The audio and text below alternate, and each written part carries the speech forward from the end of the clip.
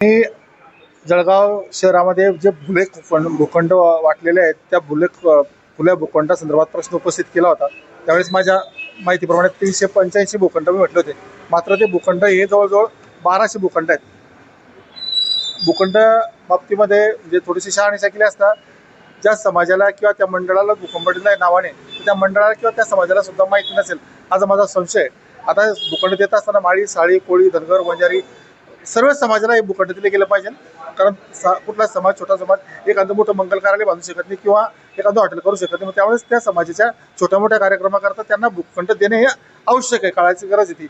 त्यासोबतच काही शाळांना ते भूखंड दिलेले आहेत। जळगाव शहरामध्ये ज्या कॉन्व्हेंट्स विशेषतः शाळा, इंग्रजी माध्यमात शाळा आहेत त्या शाळांना जे भूखंड दिलेले आहेत आणि त्या शाळांनी जो करार झालेला आहे त्या कराराचं कुठल्याही प्रकारची अंमलबजावणी शाळाकडनं झालेली आहे। आता माझ्याकडे एक डॉक्युमेंट्स मला प्राप्त झालेले आहेत। सेंट जोसेफचं डॉक्युमेंट आहे, सेंट जोसेफ त्या शाळेचं डॉक्युमेंट आहे। आज सेंट जोसेफ ही शाळा किंवा बाकीच्या ज्या शाळा आहेत, दोघं तिघी शाळा या ठिकाणी म्हणजे सर्वसामान्य नागरिक तो सोडा, मात्र महानगरपालिका तत्कालीन महानगरपालिका आयुक्त विद्या गायकवाड यांच्या मुलीला सुद्धा त्यावेळेस ॲडमिशन दिलं गेलं नव्हतं।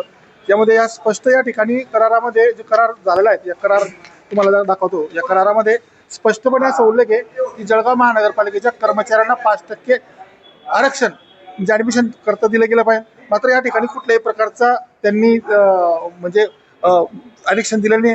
खरं म्हणजे याचा जो भूखंड देत असताना जो करारनामा झालेला आहे 99 वर्ष करारनामा झालेला आहे आणि पर वर्ष 1 रुपया फक्त त्यांना द्यायचा आहे।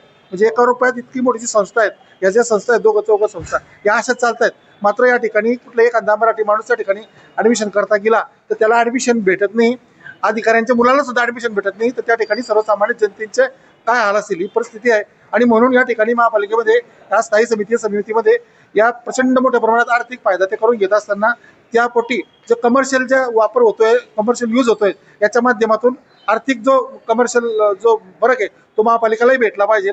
आणि म्हणून या ठिकाणी आज प्रश्न उपस्थित केला।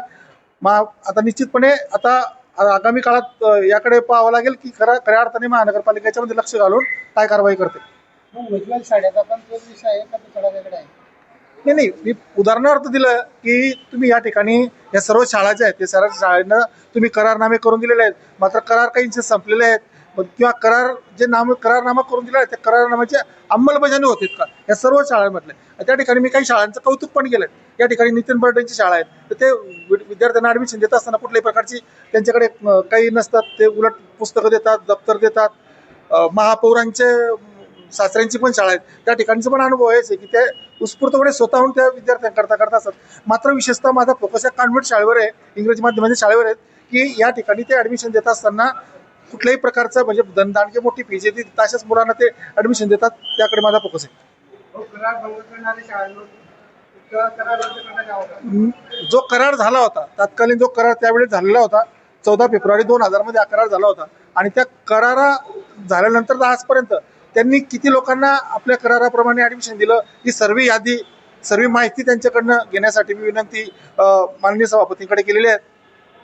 आणि माझी आणखी एक मागणी आहे की जे आपण भूखंड दिलेले आहेत या भूखंडाची ज्या व्यक्तींना भूखंड दिलाय, ज्या संस्थेला भूखंड दिलाय, ज्या मंडळाला भूखंड दिलाय त्यांना तरी माहिती आहे का की तुम्हाला भूखंड दिलाय, कुठेतरी कागदावर भूखंडाची यादी तयार करून घेतली आणि काहीतरी दुसऱ्याच कामाकरता त्याचे उपयोग होतात, ही माझी मेन मागणी।